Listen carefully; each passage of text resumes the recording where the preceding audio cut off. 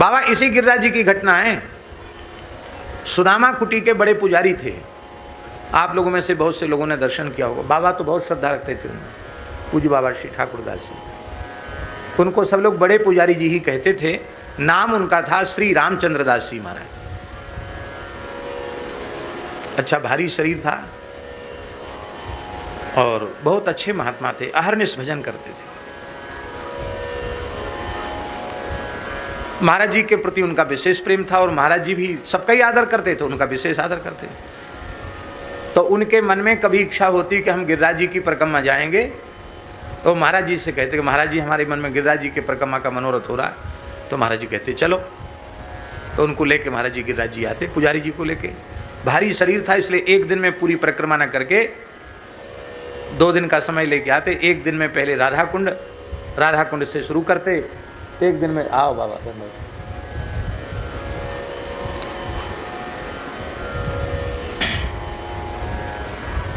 जय जय श्री राधे।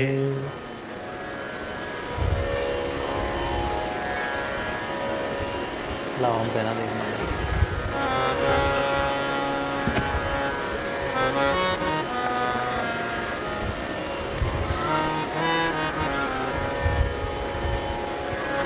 तो एक दिन चले जाते राधा कुंड की और दूसरे दिन चले जाते पूछरी वाली परिक्रमा।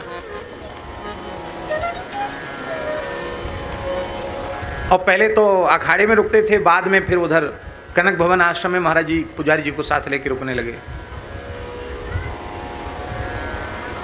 तो जैसे ही परिक्रमा करके आते तो महाराज जी गर्म पानी करके उसमें नमक डाल के, राम रस डाल के, और पुजारी जी को कुर्सी पर बिठा के भगोना में उनके चरण रख के सिकाई कर देते, तो उनको आराम मिल जाता। यदि पुजारी जी को बहुत संकोच, नहीं महाराज इससे बहुत आराम मिलेगा। तो एक दिन ऐसे ही पुजारी जी गिरिराज जी की परिक्रमा करने पधारे महाराज जी के साथ। और दूसरे दिन जब वो परिक्रमा करके पहुँचे, गिरिराज जी की परिक्रमा पूरी करके वृंदावन, तो संध्या का समय था। चटाई बिछा के उनके छत पर हमने धुलाई कर दी और चटाई, गर्मी का समय था तो चटाई बिछा दिया पुजारी जी के, वो लेट गए। तो कहते थे पंडित बच्चा पैर दबा, तो हम उनके चरण दबाते थे। तो उन्होंने एक बात कही, कहा देखो तुम अपना सामान्य सौभाग्य मत समझना। महाराज जी का स्मरण करके बोले कि जिन पूज्य भक्तमाली जी के चरणों में तुम हो वो भगवत प्राप्त संत तो हैं ही, इसमें संदेह नहीं है। वे ऐसे सामर्थ्यवान महापुरुष हैं कि जिस जीव को चाहें तत्काल भगवान का अनुभव करा सकते हैं। ये बात बड़े पुजारी जी ने कही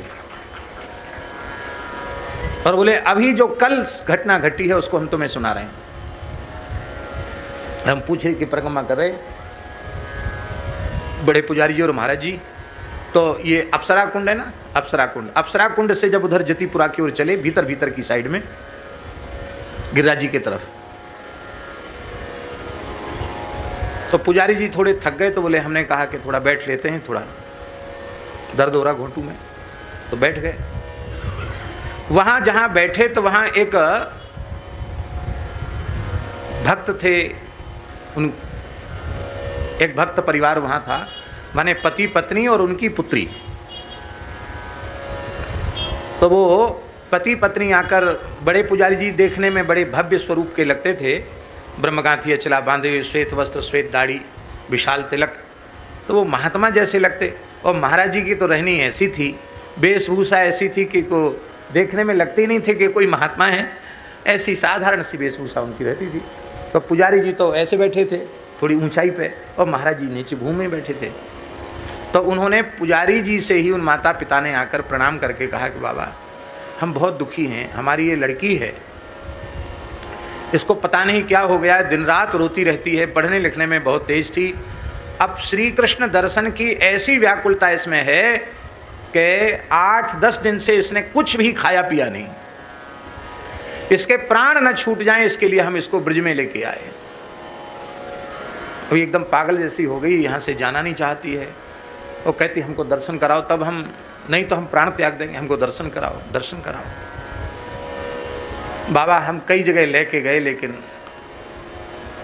कौन इसकी इच्छा पूरी करे। हम बहुत दुखी हैं। अब हम बहुत दिन हो गए, हमको 7-8 दिन हो गए यहाँ ब्रज में, हम ज़्यादा दिन यहाँ रह नहीं सकते, हमको घर जाना पड़ेगा। ये ब्रज के ये जो है, अब तो बोले जाऊँगी तो मर के ही जाऊँगी, ऐसे तो जिंदगी जाऊँगी नहीं। हमारा मनोरथ पूर्ण होना चाहिए, प्रत्यक्ष दर्शन होना चाहिए।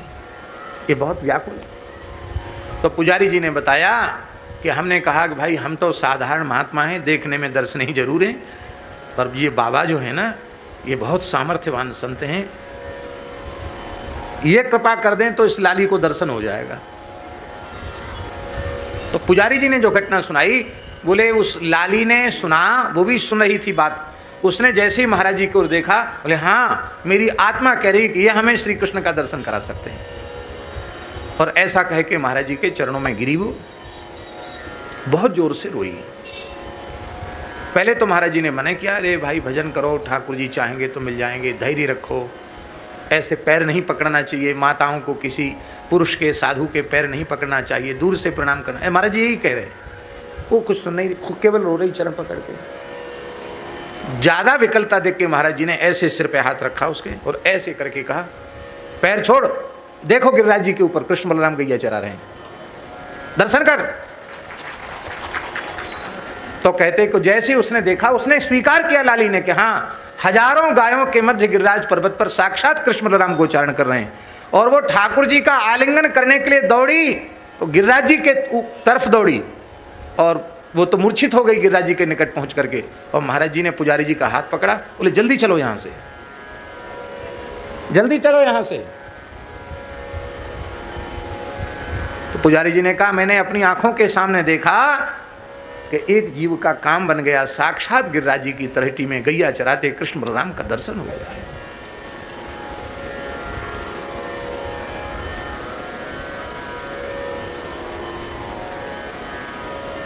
भगवत प्राप्त संत कलि विशेष पर चो प्रगट, आस्तिक हुए के चित धरो, उत्कर्ष सुनत संतन को, अचरज को जिन करो। इसलिए भगवान की प्राप्ति इस युग में कठिन नहीं है। सतयुग त्रेता द्वापर में भले ही कठिन हो, पर कलिकाल में भगवत प्राप्ति कठिन नहीं है, अत्यंत सरल है। आज भी ऐसे संत हैं जिन्हें भगवान का प्रत्यक्ष अनुभव हुआ है। आगे भी ऐसे संत धरती पर प्रकट होते रहेंगे जिनको भगवान का सर्वत्र अनुभव हुआ है। इसलिए इस बात में बिल्कुल कभी संदेह करना ही नहीं कि ठाकुर जी नहीं मिल सकते। हाँ,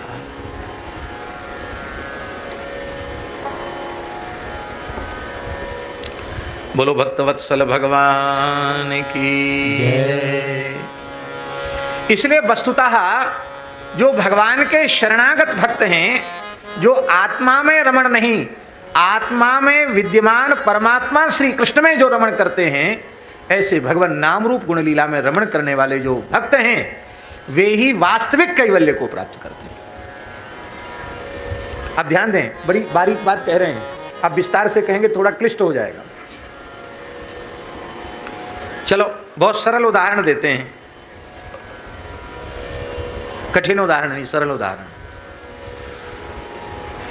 सती साध्वी पतिव्रता पतिप्राणा भारतीय देवियां माताएं, वे बढ़िया से उबटन आदि लगाकर स्नान करती हैं और अपना नखशिख श्रृंगार करती हैं। किसके लिए करती हैं? हैं? पति के लिए करती हैं, पति की प्रसन्नता के लिए करती हैं कि नहीं? और पति उनके समर्पित प्रेम का, उनकी निश्चल निष्कपट प्रीति का, उनके पूर्ण समर्पण का और उनके शरीर के सौंदर्य लावण्य का, श्रृंगार का अनुभव करता है पति। तो उस देवी को क्या कहा जाता है हम लोगों की भाषा में? क्या कहा जाता? सौभाग्यवती। क्या कहा जाता? सौभाग्यवती। क्योंकि उसके श्रृंगार का आस्वादक उसका पति है। अब कोई सौभाग्य चिन्ह विरहिता हो, पति विहीना हो, विधवा हो, और वो बढ़िया से बढ़िया श्रृंगार करे, अपना चरण में महावर लगावे और जाने क्या क्या होते हैं जो भी माताओं के श्रृंगार, वो चरण से लेके पूरा मस्तक तक श्रृंगार करे और एक सुंदर विशाल दर्पण के आगे खड़े होकर अपने सौंदर्य का स्वयं ही आस्वादन करे। ये ज़्यादा अच्छा है कि उस सौभाग्यवती देवी के सौंदर्य का आस्वादन उसका पति करे, ये अच्छा है? आप बताओ क्या अच्छा है?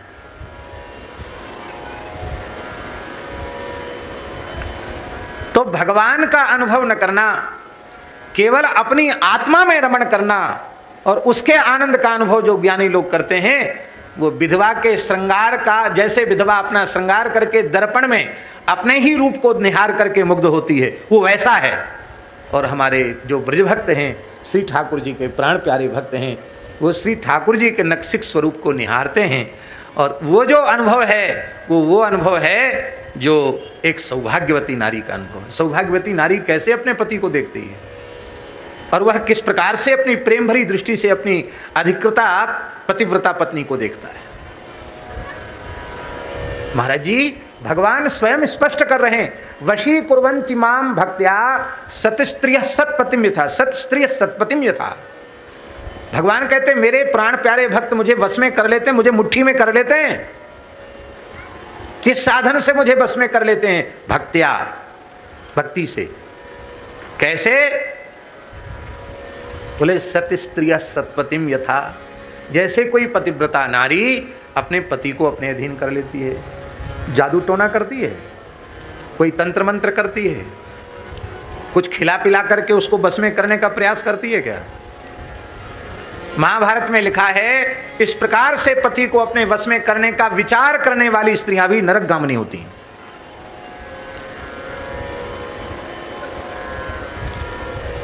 इसलिए भैया ठाकुर जी का और ठाकुर जी के प्राण प्यारे जनों का ऐसा संबंध है जैसे किसी सदाचारिणी पतिव्रता नारी का एकमात्र पति उसके अधीन होता है, ऐसे ही प्रत्येक प्रेमी भगवान के लिए एकमात्र प्रिया के जैसा ये है। इसलिए आत्मानंद के अनुभव की अपेक्षा आत्मा में भी जो व्याप्त परमात्मा है उसमें रमण करना, इसी को हमारे आचार्यों ने श्रेष्ठ माना है। बोलो भक्तवत्सल भगवान की जय। विष्णु पुराण में बाबा स्पष्ट लिखा है, योगिनाम अमृतम स्थानम स्वात्म संतोषकारिणाम एकांतिनः सदा ब्रह्म ध्यानिनो योगिनश्च ये तेषां तु परमं स्थानम यत्तत् पश्यन्ति सूरयः। योगियों का स्थान क्या है? विष्णु पुराण में भगवान व्यास कह रहे हैं योगियों का स्थान है, क्या है योगियों का स्थान? बोले अमृत स्थान है। वो मुक्तावस्था में तो रहते हैं, इसमें कोई बात नहीं है, लेकिन वो प्रकृति मंडल में ही रहते हैं। पर जो भगवान में रमण करने वाले प्रेमी भक्त हैं, जो भगवान के एकांती भक्त हैं, जो भगवान का ध्यान करने वाले हैं, तेषाम तु परमम स्थानम, उन्हीं भक्तों के लिए नित्य वैकुंठ, नित्य गोलोक, नित्य साकेत उन्हीं भक्तों के लिए है जो भगवान का मंगलमय स्वरूप का ध्यान करते हैं। तद विष्णोः परमं पदम, वेद में लिखा है तद विष्णोः परमं पदम सदा पश्यन्ति सूरयः, सदा सर्वदा भगवान के स्वरूप का अनुभव करते हैं। महाभारत के अनुसार महाभारत के शांति पर्व में एक बहुत अच्छी बात आई। महाभारत के शांति पर्व में लिखा है चतुर्विधा मम जना भक्ता एव हि ते श्रुताः तेषाम एकांतिन श्रेष्ठास्ते चैवानन्य देवताः। कहते हैं हमारे 4 प्रकार के भक्त हैं, आर्त भी हैं, अर्थार्थी भी हैं, जिज्ञासु भी हैं, ज्ञानी भी हैं। गीता जी में स्पष्ट कहा है ना, आर्तो जिज्ञासुर अर्थार्थी ज्ञानी च भरतर्षभ चतुर्विधा भजन्ते माम। ये 4 प्रकार के भक्त कहे हैं। तो जो 3 प्रकार के भक्त हैं, फल चाहने वाले जो माने जाते हैं, वे अपने अपने फल से च्युत होते हैं, ये महाभारत में व्यासी कह रहे हैं। किंतु जो साक्षात भगवान की उपासना करते हैं, ज्ञानी भक्त हैं, वो मोक्ष को प्राप्त करते हैं। कौन? बोले जो भगवान के परमई कांति भक्त हैं, अनन्य भक्त हैं। चैवानन्य देवता, भगवान ही जिनके एकमात्र आराध्य उपास्य। कैसे? जैसे पतिव्रता नारी। पतिव्रता नारी अपने सास ससुर का भी आदर करती है। किसके संबंध से? पति के संबंध से। जेठ का भी आदर करती है, देवर का भी आदर करती है, और कोई घर में अतिथि आ जाए तो उनका भी आदर सत्कार करती है। किस संबंध से करती है? पति संबंध से। पर आदर सबका करती है, पर पति स्थान पर केवल पति ही होता है। ऐसे ही भगवान का ही परिकर देवी देवता हैं। समय समय से उन सबका वंदन करे, सबका आदर करे, लेकिन अनन्य भाव जैसे पतिव्रता पति के प्रति रखती है, ऐसा अनन्य भाव अपने आराध्य इष्ट उपास्य श्री ठाकुर जी के प्रति रखना चाहिए। हाँ, अब इसमें एक बात हम बड़ी विनम्रता पूर्वक आपसे कह रहे हैं कि अनन्यता का अर्थ भगवत स्वरूप में ही भेद करना नहीं है। कई बार ये बड़ी भारी भूल हम लोगों से हो जाती है। हम लोग अज्ञानी हैं ना, अध कचरे हैं, तो भगवत स्वरूपों में ही भेद बुद्धि करने लग जाते हैं। यह अनन्यता का अर्थ नहीं है। भगवत स्वरूपों में भेद करना, किसी को बड़ा किसी को छोटा बताना, किसी की निंदा करना, उपेक्षा करना, ये तो अनन्यता के नाम पर किया गया अपराध है।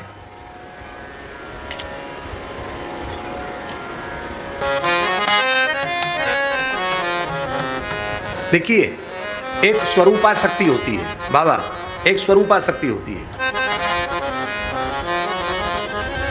एक स्वरूप में आसक्ति हो गई, अब वही स्वरूप सर्वत्र दिखाई पड़ता है। यह है वस्तुतः अनन्यता।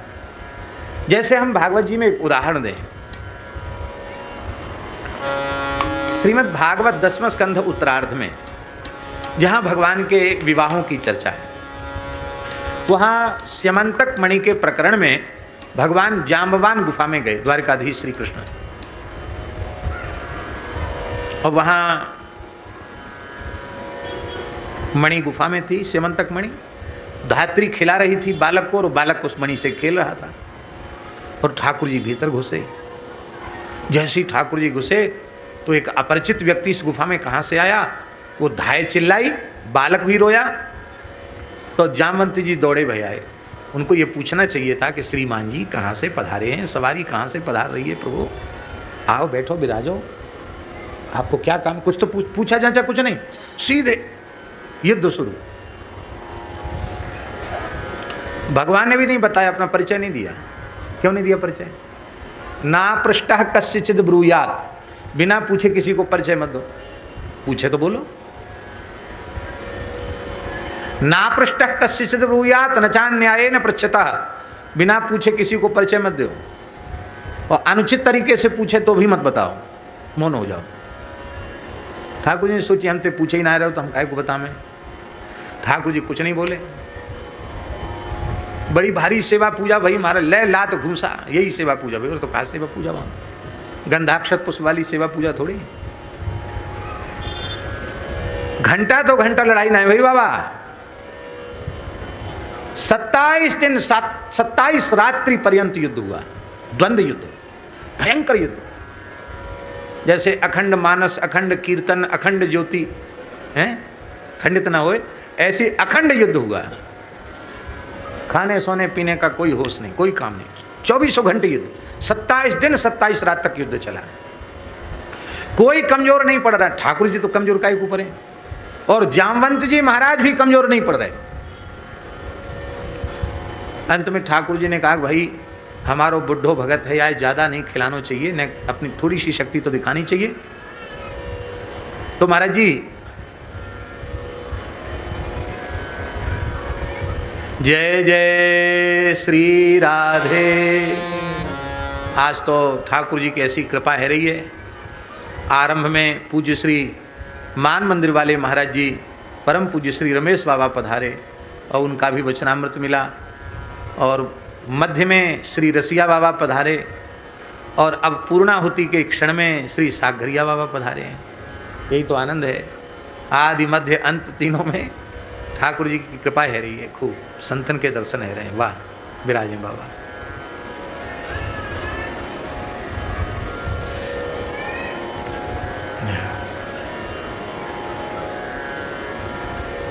तो ठाकुर जी ने बाबा केवल एक ही घूंसा जमाया।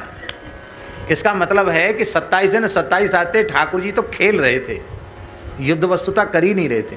अब ठाकुर जी ने अपनी नैक शक्ति का परिचय दिया, एक घूंसा जमाया। भगवान जाने कैसा घूंसा था, तो या तो भगवान जाने या जिस पे घूंसा लगा हो वो जाने, हम लोग तो कहने सुनने वाले। एक घूंसे में ही जामवंत जी की नस नस ढीली हो गई, उनको मूर्छा आ गई। और मूर्छा भी आई तो कितनी देर की, एक मुहूर्त की मूर्छा आई, 48 मिनट तक बेहोश रहे।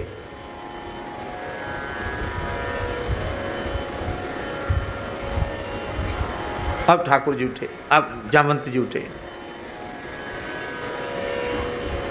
और बोले, प्रभु मैं आपको पहचान गया। कितने दिन बाद पहचाने? बोले हाँ, एक घूंसे में ही पहचानेगी। आप कौन हो? तो बताओ मैं कौन हूं। अभी परिचय पूछा थोड़ी ठाकुर जी से कि आप कौन हो। बोले हम पहचान गए आप कौन है, बताओ। धन्य है यस्येष दुःखदक कटाक्ष मोक्षैर्वर्त्मादिश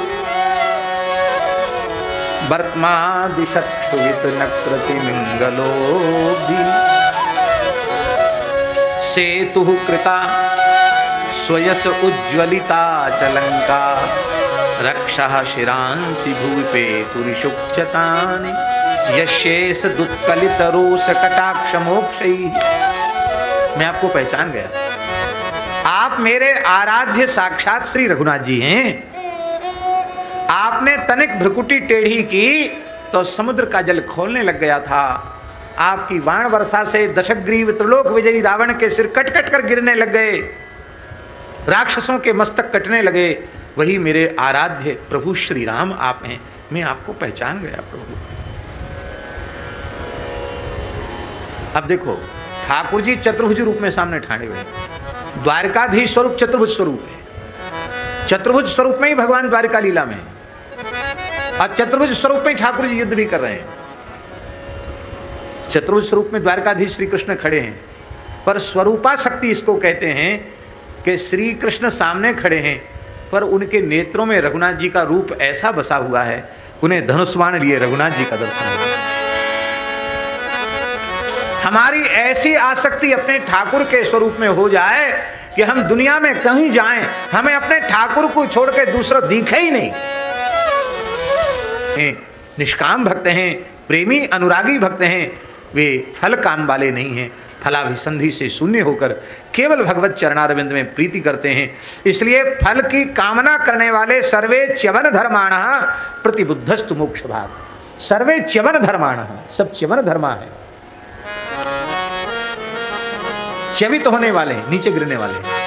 किंतु जो निष्काम प्रेमी भगवान के भक्त हैं वो तो भगवान को ही प्राप्त होते हैं। वो भगवान का अनुभव कर लेते हैं। इसलिए स्वतंत्र आत्मा का अनुभव करने वाले जो हैं, अभी इसी बात की हम चर्चा कर रहे थे, एक आत्मानुभव और एक आत्मा के भीतर विराजमान परमात्मा का अनुभव। तो स्वतंत्र आत्मानुभव करने वाले जो है वह क्या प्राप्त करते हैं? बोले स्वतंत्र आत्मानुभव करने वालों का जो अनुभव रूप कैवल्य है वो प्रकृति मंडल में ही प्राप्त हो जाता है। क्यों? प्रकृति मंडल से उनको बाहर जाने, बाहर भीतर का भेद खत्म हो गया। अब जब सर्वम खलविदम ब्रह्म हो गया तो बाहर भीतर का भेद क्या रह गया?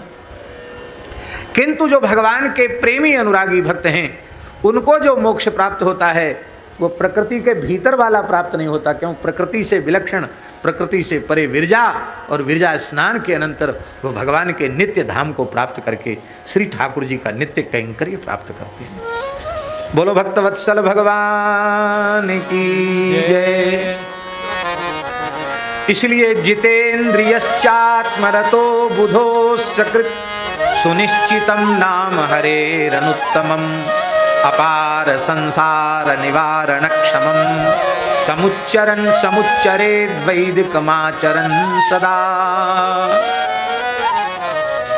देखो एक बात बड़ी विनम्रता से कही जा रही है।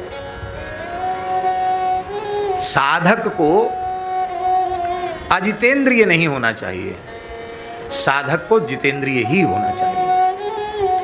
यदि वह विरक्त पथ का पथिक है, वैराग्य के पथ का पथिक है, निवृत्ति मार्ग का पथिक है, तो उसको धन मात्र और स्त्री मात्र के आकर्षण का विष के समान त्याग करना चाहिए। और एक महान संयमी सदाचारी संतों का जैसा जीवन होता है, वैसा जीवन जीने का प्रयास उसे करना चाहिए। और यदि कोई प्रवृत्ति मार्ग में रहकर भगवान का भजन कर रहा है, गृहस्थाश्रम में रहकर भगवान का भजन कर रहा है, तो परधन और परस्त्री के आकर्षण का विश्वत त्याग करते हुए, एक गृहस्थोचित धर्म का पालन करते हुए, ये उसके लिए जितेंद्रियता है। साधु की जितेंद्रियता अलग प्रकार की है और गृहस्थ की जितेंद्रियता अलग प्रकार की, वो भी जितेंद्रिय है। जो स्वदार निरत है, केवल पितृ ऋण से मुक्ति की कामना से और ऋतुकालाभिगामी है, उसको ब्रह्मचारी ही कहा गया है, उसे अजितेंद्रिय नहीं कहा गया। सीधी सादी बात है कि लक्ष्य तुम्हारा भोग है कि भगवान, ये विचार कर लो।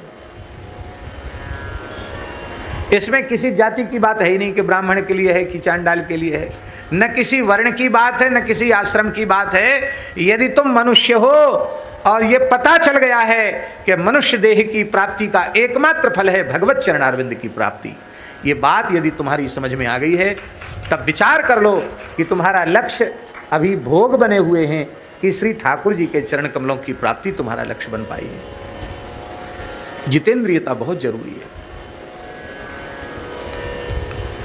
बाबा बहुत दिव्य रस है और घड़े में उसको रखा गया है। घड़ा भी कोई मिट्टी का सामान्य घड़ा नहीं है, मणियों से जटित स्वर्णमय घट है। आप विचार करो।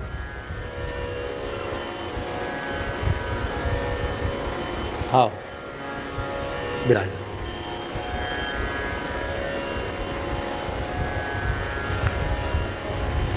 श्री वृंदावन बिहारी लाल की जय। माने बाबा सोने को घड़ा है, कलश है और अमूल्य मणियां जड़ी हुई है, पर उस घट में छिद्र है, छेद है, तो उत्तम से उत्तम रस, उत्तम से उत्तम पदार्थ उसमें टिकेगा,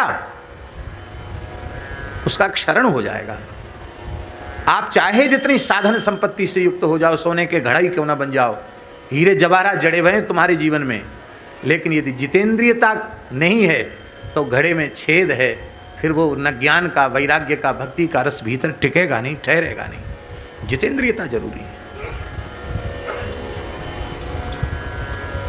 रामकृष्ण परमहंस देव, जो ठाकुर रामकृष्ण परमहंस देव जी, उनके वचनामृत में एक बात हमने बार बार सुनी। वो कहते हैं कि विरक्त साधक को तो संसार से सर्वथा असंग होकर, अंतर्मुख होकर साधन करना चाहिए, किंतु गृहस्थ व्यक्ति को भी थोड़ा थोड़ा समय ऐसा निकालना चाहिए कि प्रवृत्ति से छूटकर अकेला भाग जाए, जंगल में एकांत में कहीं चला जाए और वहां 8 दिन 10 दिन एकदम मौन होकर एकांत में भजन करे। इस बात पर ठाकुर रामकृष्ण परमहंस देव ने बहुत जोर दिया।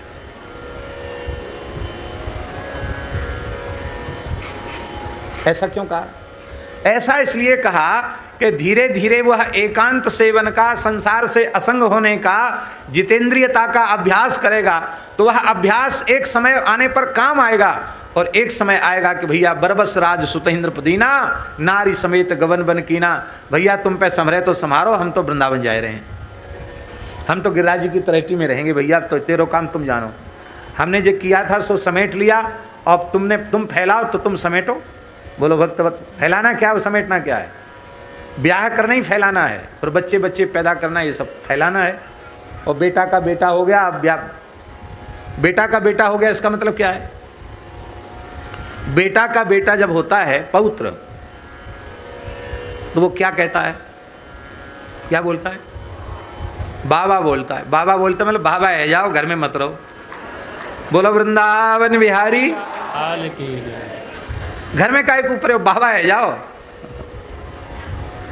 पर ऐसे महानुभाव हैं कि बाबा बार बार बाबा कहवे पे उनको वैराग्य नहीं जगता, इसलिए समय आने पर वो संसार त्याग कर भजन कर सकें, इसके लिए उनको बीच बीच में संसार की प्रवृत्ति को त्याग कर मौन एकांतवास और साधन में लगना चाहिए, साधन का एकांत का स्वाद लेना चाहिए। तो जितेंद्रियता साधक के लिए अत्यंत आवश्यक है। जब जितेंद्रियता आएगी तभी आत्मरमण होगा। जितेंद्रियता नहीं होगी तो अनात्मरमण होगा। अनात्म माने भोग, अनात्मा माने भोग, प्रकृति, उसमें रमण होगा।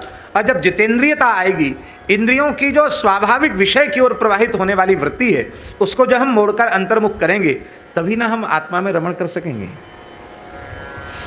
फिर उस आत्मा में कौन विद्यमान है, आत्मा को चैतन्यता देने वाला तत्व कौन है, तब आत्मा का निरीक्षण करेंगे तो उसमें त्रिभंग ललित मुरली मनोहर कोटि कोटि कंदर्प दर्प दलन करने वाले श्याम सुंदर दिखाई पड़ेंगे, राधा रानी दिखाई पड़ेगी।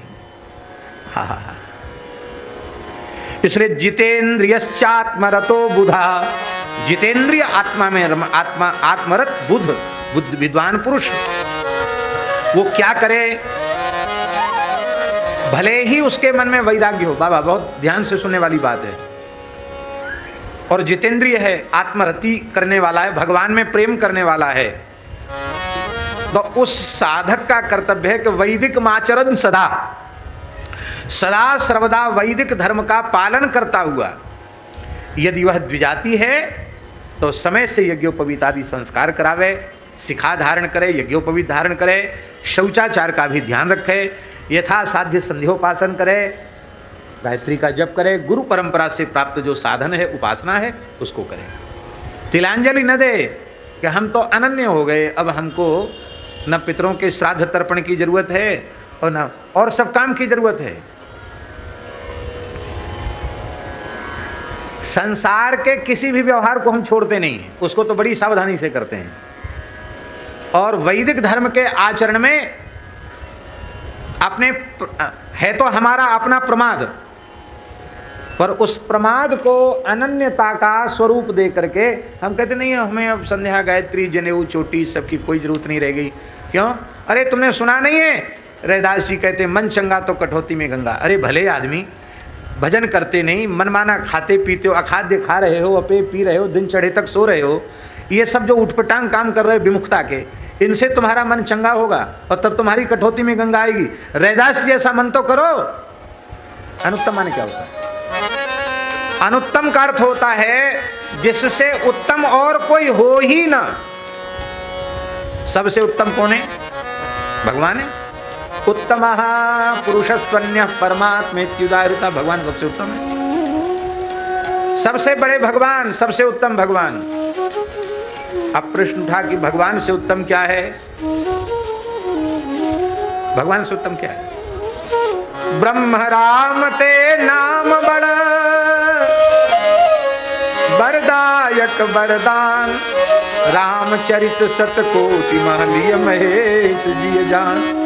भगवान से भी श्रेष्ठ भगवान का नाम। बाबा कृष्णावतार की लीला में, ब्रज लीला में, पूतना उद्धार के पश्चात गोपी गोष्ठ में ले आई बाल कृष्ण को, और गोष्ठ में लाए के गोमूत्रेण स्नापयित्वा पुनर्गोरज सार्वकम रक्षाम चक्रुश्च शकृता द्वादशांगे सुनाम भी।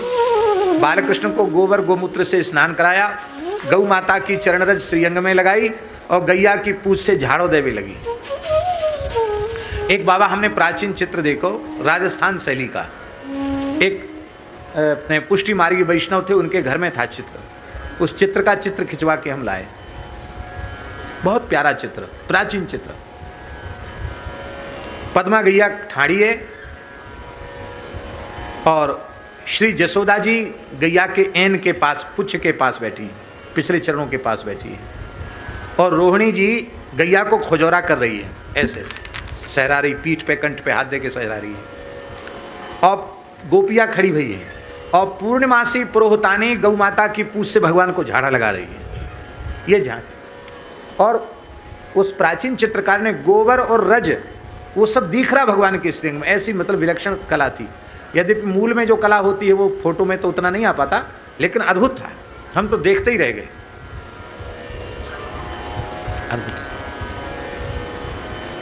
भगवान की झाड़ फूक होने लगी। अव्यादजोंग्रि मणिमास्तव जान्वथोरु यज्ञोच्युतक कटितटम जठरम हयास्या हृत्केशवस्पदुर ईश इनस्तु कंठम विष्णुर्भुजम मुखमुरुक्रम ईश्वरक्कम इत्यादि मंत्रों से भगवान को झाड़ा लगाने लगी। पूर्णमासी पुरोहितानी बालकृष्ण किलकारी भर के हंसे। इतने छोटे लाल जी हंस गए, किलकारी भर के। एक उनकी प्रसन्नता का हेतु तो ये था कि ये ब्रजलीला हमारी गोभक्ति का आदर्श प्रस्तुत करने के लिए। आज हमारी अपनी आराध्य देवता की चरण रज गोबर गोमूत्र गोपुच्छ का स्पर्श प्राप्त करके हम तो धन्य है गए, हमारा अवतार सफल है गए। ठाकुर जी इसलिए प्रसन्न थे। और दूसरा प्रसन्नता का हेतु ये था कि ठाकुर जी ने विचार किया कि हम सुनते चले आ रहे हैं कि हम सबते बड़े और हमते बड़ो हमारो नाम। हम सुनते चले आ रहे, पर आज ब्रज देवियों ने यह सत्य कर दिया, हमारा नाम सारे ब्रह्मांड की रक्षा तो करता ही है। आज हमारे नाम से हमारी रक्षा की जा रही है, हमारा नाम हमारी रक्षा कर रहा है। अव्यादजोंग्रि मणिमास्तव जान्वथोरु।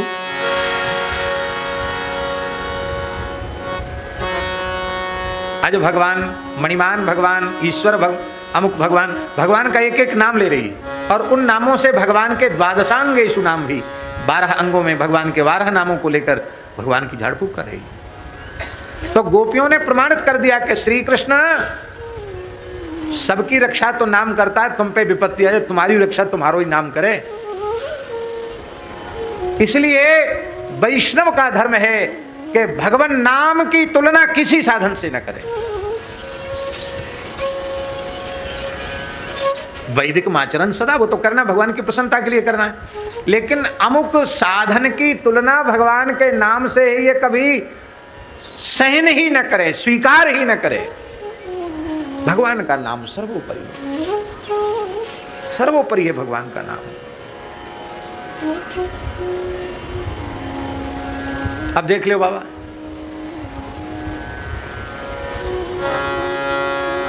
गैया के दान को कितना महात्म्य है। गैया के दान को, गोदान को बड़ो भारी महात्म्य है शास्त्रन में। और चंद्र ग्रहण के अवसर पर काशी जाकर, काशी में चंद्र ग्रहण की विशेष महिमा है, काशी जाकर चंद्र ग्रहण के अवसर पर वैदिक सदाचार संपन्न अग्निहोत्री वैदिक ब्राह्मणों को 1 करोड़ गायों का दान करें। कितना? 1 करोड़। जिन गायों के खुर स्वर्ण मंडित, खुर रजत मंडित हों, श्रृंग स्वर्ण मंडित हों और रत्न पुच्छा हों, ऐसी सवत्सा सदोहन पात्रा 1 करोड़ गायों का दान करे काशी में जाके। संभव नहीं है, पर हो सकता कोई संभव कर ले, असंभव को संभव कर ले। उसका जो पुण्य होगा ना बाबा, और एक बार गोविंद नाम का उच्चारण का जो पुण्य होगा, वो 1 करोड़ गैयान को दान भी एक बार गोविंद नाम के उच्चारण के पुण्य के 16वें अंश की बराबरी नहीं कर सकता। गो, ये हम नहीं कह रहे हैं, भगवान व्यास कह रहे हैं पद्म पुराण में, गो कोटि दानम ग्रहणेषु काशी। एक यज्ञ नहीं, ऐसे कितने लोग बैठे हैं यहां जिन्होंने जीवन में एक यज्ञ सविधि पूरा अपने खर्च से किया हो। बड़ा मुश्किल है, होंगे तो 2-4 होंगे। तो हम लोग तो लड़ुआ कचौड़ी जीवने वाले हैं, हम कहां दक्षिणा लेने वाले, दक्षिणा देना कहां जाने।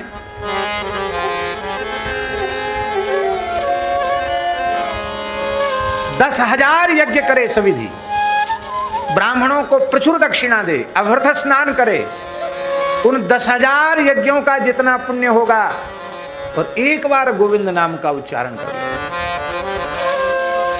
तो एक बार गोविंद नामोच्चारण के पुण्य की 16वें अंश की बराबरी 10,000 यज्ञ नहीं कर पाएंगे।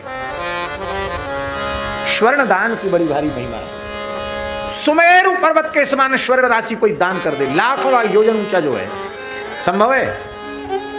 10-5 तोला सोना दान करने वाले भी मुश्किल को मिलेंगे। और एक बार गोविंद नाम उच्चारण कर ले तो सुमेरु के समान स्वर्ण राशि का दान करने का पुण्य, वह पुण्य गोविंद नामोच्चारण जनित पुण्य के 16वें अंश की बराबरी नहीं कर सकता। यज्ञायुतम मेरु सुवर्ण दानम, और प्रयाग में माघ महीना में जाके, एक कल्प नहीं, माघे प्रयागे शतकल्पवासी, 100 कल्पवास कर सकते हैं हम। आप कितने तो बीत गए जीवन के, आपका 100 साल जिएंगे, और जिएंगे तो क्या इस लायक रह जाएंगे कि वहां कल्पवास के नियमों से रहकर कल्पवास करें? प्रयाग में 100 कल्पवास करें और एक बार गोविंद नाम उच्चारण कर लें तो गोविंद नामना न भवे चतुल्यम,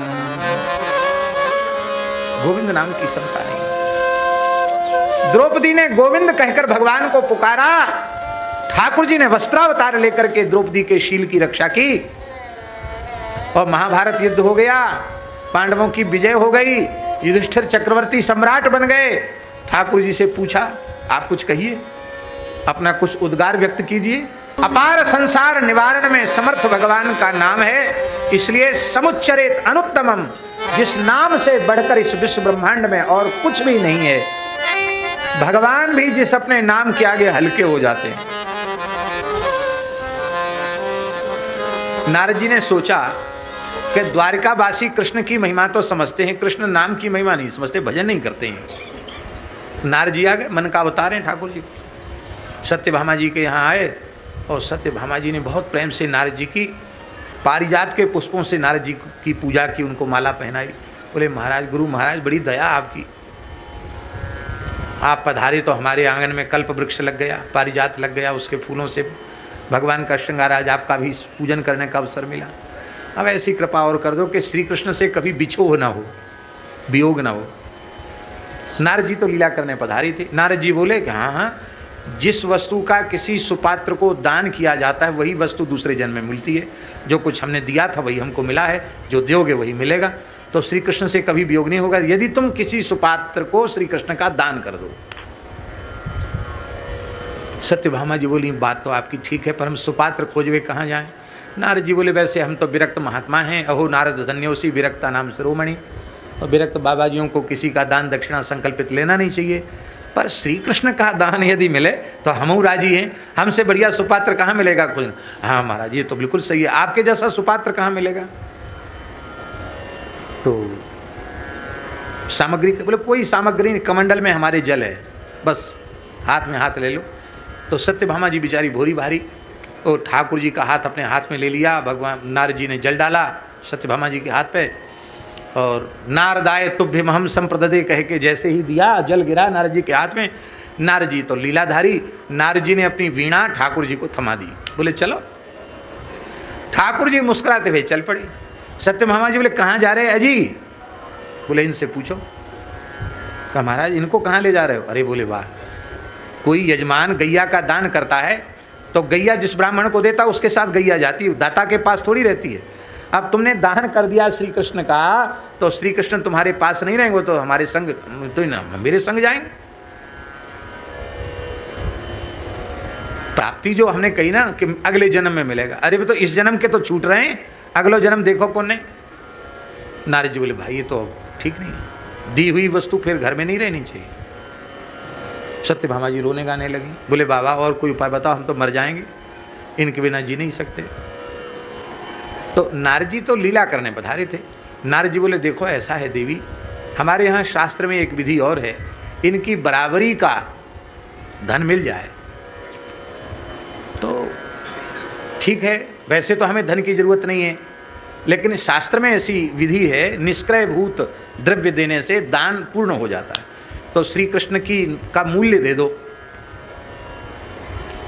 तो धनी बाप की बेटी थी सत्यभामा, स्यमंतक मणि थी, 8 बार सोना दे, बहुत सोनी सोना था। उन्होंने कहा, नारद जी सोने की चर्चा मत करो, इनको जितने वजन है ना उससे 10-20 गुना ज़्यादा, 100 गुना 200 गुना ज़्यादा तोल देंगे। नारद जी बोले हम संतोषी महात्मा हैं, हमको तो इनके बराबर का चाहिए, ज़्यादा चाहिए ही नहीं। उन्हें सारा धन रख दिया पलड़े पर ठाकुर जी का पड़ला जमीन छोड़े ही नहीं। वो धन वाला पलड़ा हिले ही नहीं, उधार मांग मांग के भी दे रख दिया, कुछ नहीं हुआ।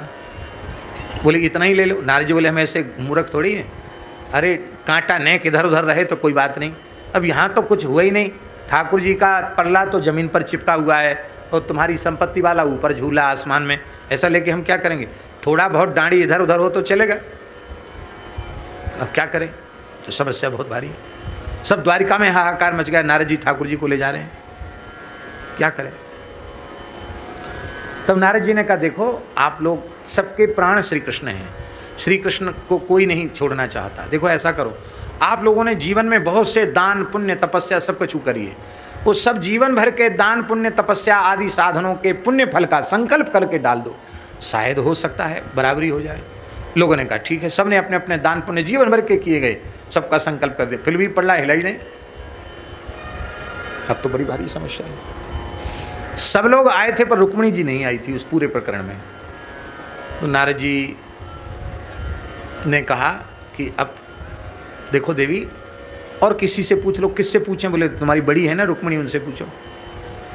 रुक्मिणी जी के पास रोती हुई गई। सत्यभामा जी बोले इतना बड़ा कांड हो गया द्वारिका में और सब रोग आ रहे हैं, पूरा दिन से सब परेशान है, अब सूर्यास्त होने वाला है, आप चुपचाप बैठी। बोले हाँ हम भी सुन रहे हैं कि कुछ हो रहा है द्वारिका में, क्या बात है, सारी बात बताइए। अच्छा तो कोई बात नहीं बहन, एक काम करो, सब हटा दो पड़ले से, एक तुलसी का दल लाओ। तुलसी का दल लिखा है, चंदन से लिख दिया श्री कृष्ण। क्या लिखा? श्री कृष्ण। श्री कृष्ण लिख करके और पल्ले पर रखा। तो सत्यभामा जी मनी मन हंस रही थी, इतना क्विंटलों सोना, टनों सोना चढ़ गया और सब द्वारका वासियों के दान पुण्य का संकल्प हो गया, तब तो हिला नहीं, एक पत्ता के वजन से कैसे हिल जाएगा? पर महाराज तुलसी दल पर लिखा हुआ कृष्ण नाम जैसे ही पल्ले पर विराजमान हुआ, ठाकुर जी ऊपर झूलने लग गए और तुलसी दल कृष्ण नाम वाला पडला भूमि से चिपक गया। नारद जी बोले इतने हल्के को तुम ही धरो अपने पास, हमें नहीं जरूरत इनकी, हम तो वजनदार लेंगे। और महाराज तुरंत उन्होंने तुलसी दल, श्री कृष्ण नामांकित तुलसी दल अपनी जिह्वा पे रखा और बीणा बजा बजा के नाचने लग गए। इस श्लोक में समुच्चरण, बहुत से लोग कहते हैं कि मन में ही जपो, बाहर किसी को पता मत चलने दो, अच्छी बात है, हम उसका निषेध नहीं करें, मानसिक जप का निषेध नहीं है, पर यहाँ आचार्य चरण कीर्तन की बात कर, समुच्चरण माने संकीर्तन, नाम संकीर्तन, इसका आशय क्या है? समुच्चरण देखो, पहली बात तो ये है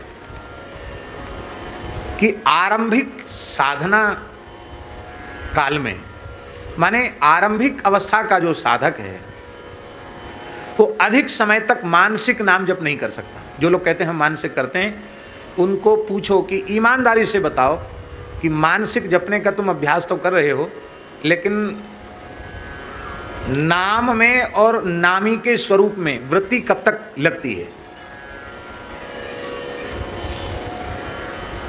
तो ये कहना कठिन हो जाएगा और बार बार प्रमाद भी होता है, छूट गया छूट गया छूट गया। अथवा नाम जप हो भी रहा है तो नाम जप करता को उसका लाभ हो रहा है, पर जब वह भगवान के प्रेम में विभोर होकर कीर्तन करता है नाम का, भगवान के नाम का संकीर्तन करता है, उच्च स्वर से भगवान के नाम का उच्चारण करता है, तो भीतर से भगवान का स्मरण, कानों से भगवान के नाम का श्रवण और जिह्वा से भगवान के नाम का कीर्तन, तीन तीन गुनी भक्ति, स्मरण भक्ति, श्रवण भक्ति और कीर्तन भक्ति, त्रिगुणित तो भक्ति हो गई, तीन गुनी तो भक्ति हो गई, कीर्तन करने से भक्ति त्रिगुणी हो गई। और सबसे ऊंची बात यह है कि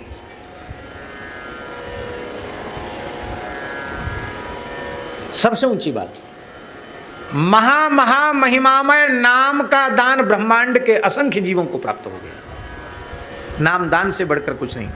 असंख्यों ऐसे जीव हैं जो हमारी इन आंखों से दिखाई नहीं पड़ते हैं। आप सूक्ष्मदर्शी से देखो तो सब वो जीव दिखाई पड़ेंगे, पूरे वायुमंडल में व्याप्त जीव दिखाई पड़ेंगे, जल में कीड़े दिखाई पड़ेंगे, सब जगह आपको जीव दिखाई पड़ेंगे। असंख्य जीव हैं, ऐसे जीव हैं जो क्षण भर में पैदा होते, क्षण भर में समाप्त हो जाते, जिनको हमारी आंख नहीं देख सकती। और वो जो क्षण भर में पैदा होकर समाप्त होने वाले हैं, उनको भी नाम का दान मिल गया, वे भी संस्कृति के चक्र से छूटकर भगवान के धाम को चले जाते हैं। इसलिए कीर्तन करने वाले के जैसा पुण्यात्मा, धर्मात्मा पूरे ब्रह्मांड में और कोई दूसरा नहीं। इसलिए सर्वात्म स्नपनम परम विजयते श्री कृष्ण संकीर्तनम। उच्चारण वैखरी वाणी से उच्चारण करें, वैखरी वाणी से नाम का उच्चारण करते करते और फिर मध्यमा वाणी में नाम उतर जाएगा, जिसको अजपा जप कहते हैं। मध्यमा से नाम कीर्तन करते करते पश्यंती में चला जाएगा, और नाम वैखरी से जपते जपते कीर्तन करते करते नाम परातक पहुंच जाएगा। नाम से ही सब कुछ हो जाएगा, कुछ भी बाकी नहीं रह जाएगा। इसलिए भगवान नाम को सर्वोपरि मान करके नाम की शरण ग्रहण कर ले। बोलो भक्तवत्सल भगवान की। और एक बात और है, कभी मरने की इच्छा ना करे। बोलो भक्तवत्सल भगवान की। क्यों मरने की इच्छा क्यों ना करे? बाबा राजस्थान की धरती पे एक संत भये, बड़े नाम जापक संत थे, संत श्री दादू दयाल जी। बड़े उच्च कोटि के महात्मा हुए। उन्होंने जहां बैठकर भजन किया उस स्थल का भी हम दर्शन करके आए। आज भी वो कोठरी जिसमें इन्होंने भजन किया, वहां जाते विलक्षण अनुभव होता है। और 500-600 साल हो गए दादू जी को, लेकिन विलक्षण संत थे दादू दयाल जी। रोम रोम से भगवान नाम प्रकट होता था। बादशाह अकबर भी उनका दर्शन करने आया। ये फुलेरा है ना, राजस्थान में फुलेरा, सांवर की झील है, वहाँ के पास फुलेरा, उसी के आसपास नारायणा गांव है, नारायणा गांव, उसमें संत दादू दयाल जी हम दर्शन करके आए। तो दादू दयाल जी जब भगवान के धाम को जाने लगे, 100 साल से ऊपर के होके गए, तो बैठे बैठे देह त्याग किया उन्होंने। तो उनके नेत्रों से आंसू बह रहे थे। तो उनके परिकर ने पूछा, शिष्यों ने पूछा कि जय जय, आपने तो जीवन में भजन छोड़ के दूसरा कुछ किया ही नहीं, आप रो क्यों रहे हैं? रोते तो वे हैं जो भजन नहीं करते हैं, आप क्यों रो रहे हैं? आपको कोई भीतर कष्ट है, पीड़ा है? ये जब पूछा तो दादू जी और रोने लग गए। अरे ये भीतर से ज्यादा ही कष्ट है। तो उन्होंने अंतिम बात कही दादू जी ने। क्या कहा? दादू जी की साथी,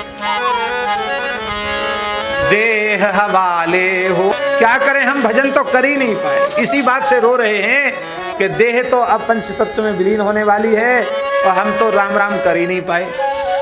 कितना राम नाम जपा था बाबा उन्होंने? 1 खरब राम नाम जपा था। कितना? 100 करोड़ का 1 अरब और 100 अरब का 1 खरब। 1 खरब नाम जपने वाला महात्मा रो रहा है, हमने राम राम नहीं जपा। इसलिए भैया 100 साल की उम्र भी ये मत सोचो मर जाएं। क्यों मर जाएं? मरे हमारो दुश्मन। हम तो खूब कथा सुने, खूब कीर्तन करें, जब तक जिए तब तक खूब कीर्तन करें ठाकुर। क्यों मरें? नहीं मरना है। पता नहीं ये शरीर फिर मिला न मिला, ना जाने या श्वास को आवन होए न होए। और दूसरी बात, मरें क्यों?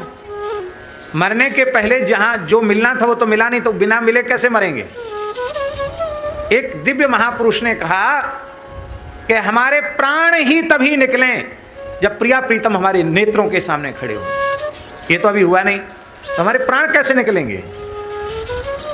और ये संकल्प कर लो, यदि ईमानदारी से भीतर से संकल्प कर लो, हमारे पिंड से प्राण तभी निकलेंगे जब युगल सरकार हमारे नेत्रों के सामने होंगी। ठाकुर जी को आना पड़ेगा। बस इसके लिए प्रातःकाल जगने से लेकर सोने तक, सोने से लेकर जगने तक निरंतर खाते पीते सोते उठते बैठते जागते हर समय भगवान नाम का आश्रय लो, क्योंकि नाम से बढ़कर और कुछ भी नहीं है। क्या करें, आज हम कुछ आगे कह नहीं पाए, समय तो अब बहुत हो गया है। कल का ही दिन शेष है और कल कथा का समापन भी है। श्री यमुना गुणगान श्रद्धेय शास्त्री जी के मुखारविंद से चल रहा है। यमुनाष्टक की बाबा इतनी सुंदर व्याख्या पूज्य श्री वसंत शास्त्री जी कर रहे हैं, विविध आचार्यों के भाव लेकर के, अच्छे विद्वान हैं, बहुत सुंदर, अति सुंदर। तो कल 9 बजे से 10 बजे तक उनके श्रीमुख से यमुनाष्टक के शेष भावों की चर्चा होगी, श्री यमुना जी का गुणगान होगा। तत्पश्चात 10 बजे से लेके 12 साढ़े 12 तक हैं, 12 बजे तक कथा होगी। उस कथा में जो ठाकुर जी कहवाएंगे सो होगा। और इसके बाद सिया हरि नारायण गोविंदे रामा कृष्णा गोविंदे, फिर पंगत होगी। हम सो इन साधुन सो पंगत, जिनको नाम लेत दुख छूटत, सुख लूटत तिन संगत। इस पूरे उत्सव का भंडारा होगा। सब बढ़िया दिव्य गोव्रती प्रसाद बन रहा है यहाँ। सब भोग सामग्री सब भारतीय देसी गाय के घृत से निर्मित ही सब सामग्री ठाकुर जी को भोग धराई जा रही। आग्रह है कि हमारे श्रद्धेय श्री पूज्य रसिया बाबा 2-5 मिनट कुछ कह दीजिए। हमारे श्री महंत सीताराम दास जी महाराज भी कृपा करके पधारे हैं।